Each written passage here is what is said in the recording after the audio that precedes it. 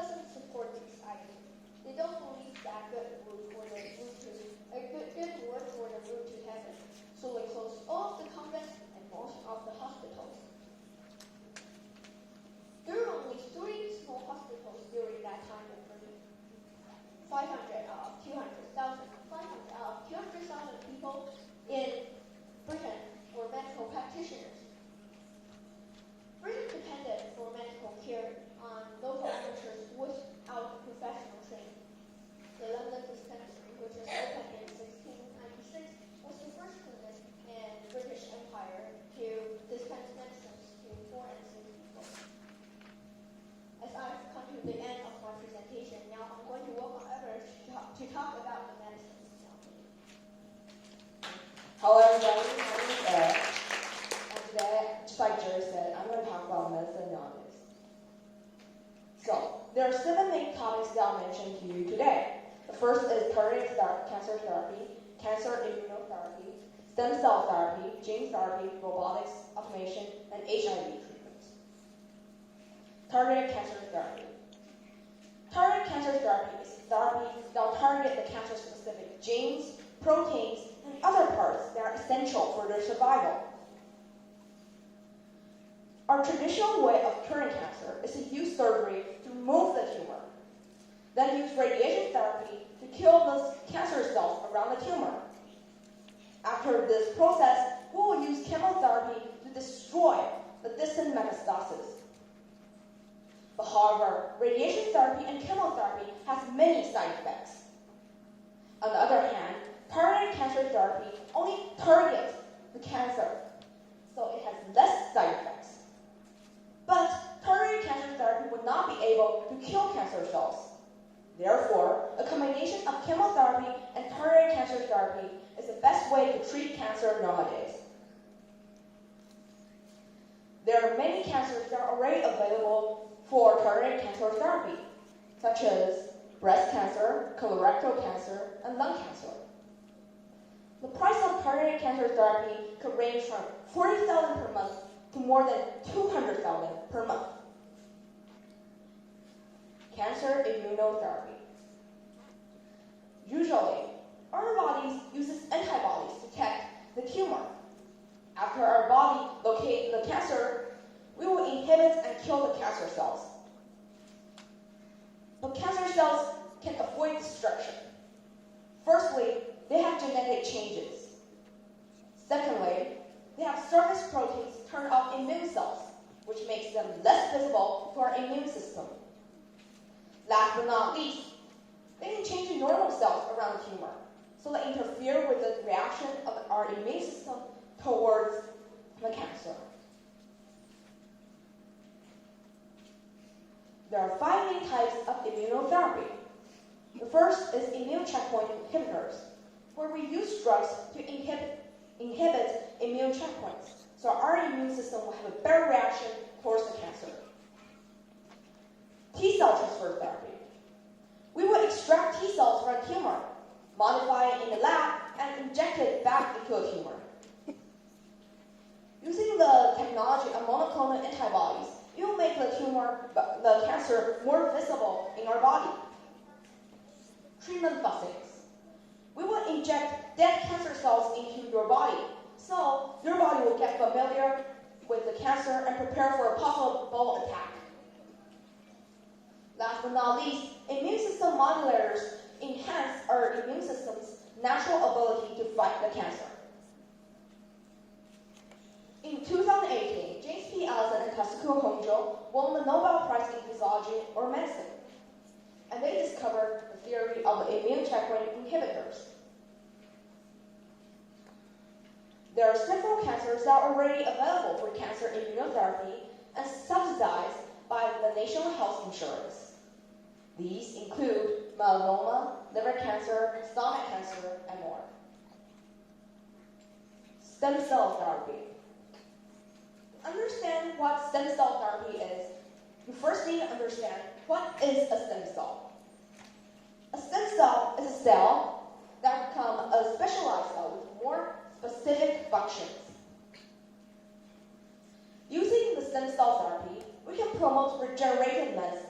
So we can use the stem cells and guide them into becoming specific cells and regenerate and repair diseased tissues and organs in human bodies. There are 4 main ways that these stem cells can come from. The first of them is embryonic stem cells, where we extract them from the embryos that are 3 to 5 days old. The second way is by extracting adult stem cells from their bone marrow. But emerging evidence and results of early-stage clinical trials show that adult stem cells have a more limited ability to be manipulated into any kind of other cell. Another is using the induced pluripotent stem cells, where we extract the regular stem cells, genetically program them, and let them have the properties of embryonic stem cells. is using perinatal stem cells, where we extract the stem cells from the amniotic fluid, or the umbilical cord blood. The amniotic fluid is a fluid between the baby and the womb.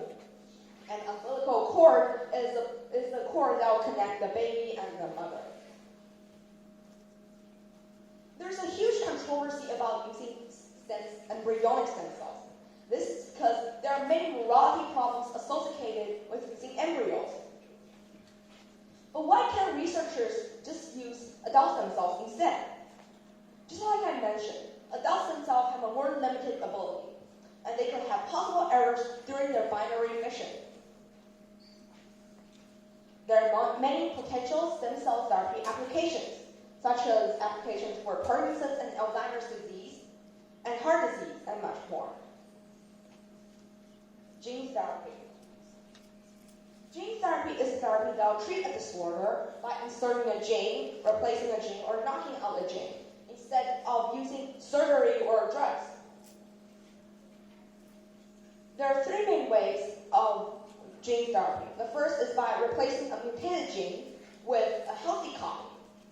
Another is inactivating a gene, or basically eliminating the gene. The last one is introducing a new gene to help fight the disease and the malfunctioning gene. Gene therapy is a very promising treatment option because it has permanent results. It can treat inherited disorders and some types of cancer. But it's still risky and understudied. So doctors will only recommend it when there's no other cure for the disease. Robotics. If we use robotics, we can enable greater precision and guarantee that we will remove some of the risks of human error. There are three main fields that use robotics today, which include surgery, rehabilitation robots, and medical transportation robots. The surgery. Surgeons can now use a Da Vinci machine to promote telesurgery and undergo a surgery more than 400 kilometers away from the patient. Another is the rehabilitation robots. These robots help people with spinal cord injury walk again, while these robots help people with stroke and upper limb weakness move their hands and train them to move their limbs. Sometimes doctors will combine virtual reality with rehabilitation to make the therapy much more entertaining. With people with spinal cord injury, we will combine spinal rehabilitation robots and virtual reality. Automation. Companies can now use drones to promote telemedicine and transport medical supplies all around the world. My last topic is HIV treatment. HIV is also known as human immunodeficiency virus. Even nowadays, there's still no cure for HIV. But antiretroviral therapy, also known as ART, enables patients who take the medication regularly to reduce their viral loads, stop the transmission of HIV. Yet, just like any other drugs, antiretroviral therapy also has side effects, such as diarrhea, dizziness, and difficulty sleeping. Even though we are now in such an advanced phase, there are still many challenges that remain today for us to face, such as the antibiotic resistance. To solve this problem, we should reduce the usage or not overuse antibiotics. Another is increasing environmental hazards. To face this challenge, we must promote and introduce new medicine into a market.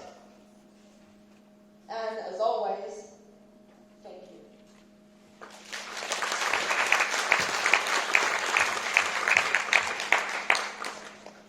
Let's welcome the teachers to evaluate.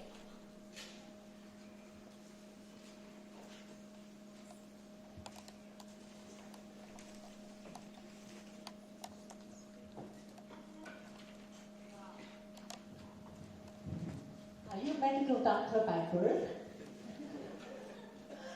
And are you looking to pursue a career in the medical field? Because you know so much about medicine and the way you present it, especially about the modern science part. That was a very difficult topic you are reading. May I ask how much time did you spend on that book? Like since this is January, right? So which month did you start reading this book? Which one? About modern medicine? Or about the presentation? Wow, that's a lot. And if you are not geniuses, then your teacher who is explaining all this stuff to you must be a genius teacher.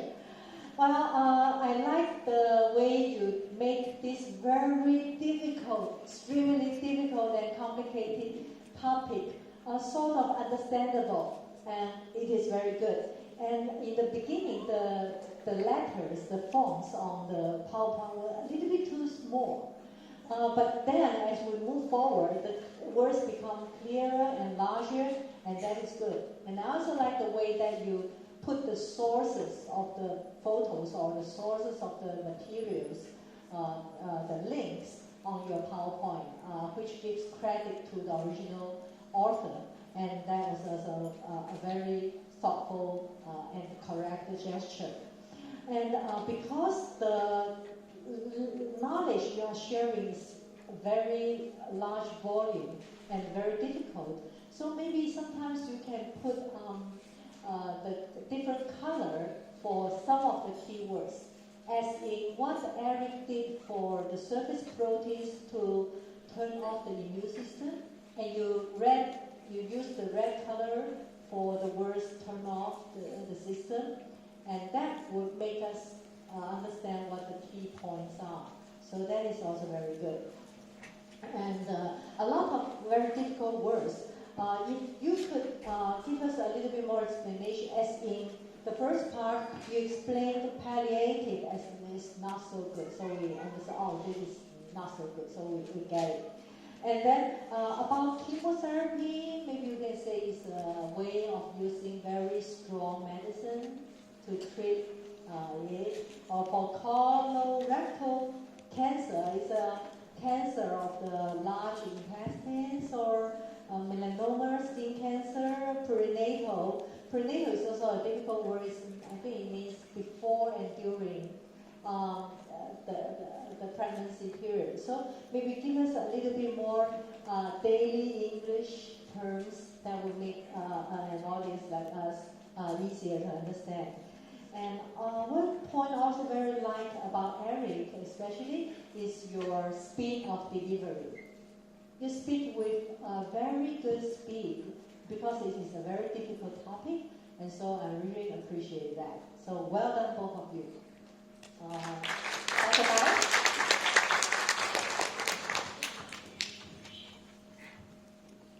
Okay, I just had a couple of things. First of all, you did a great job with all those really hard names, Gary.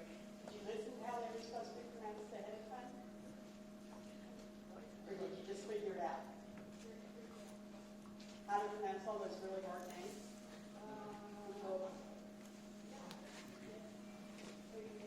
Yeah, that's one place you can cheat. Because a lot of times if you go on the computer, you can put it in so that it says the words for you. And on really hard names, I think that's a good idea because you don't want to mispronounce somebody's name if you can avoid it. But you did a great job with all those. I also like the fact that you guys showed your sources. I would say on a PowerPoint, if you're going to show sources, you could shrink those down really little so that they don't take up quite so much of your space. Because if anybody's going to read those, they'll go back and look at them. So you don't have to have them really big.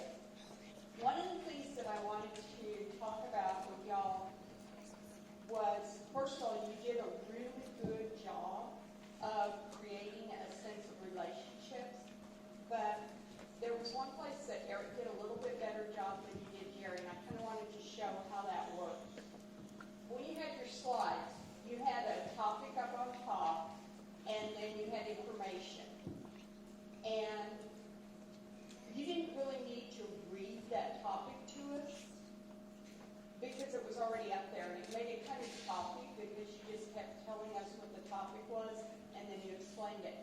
what I saw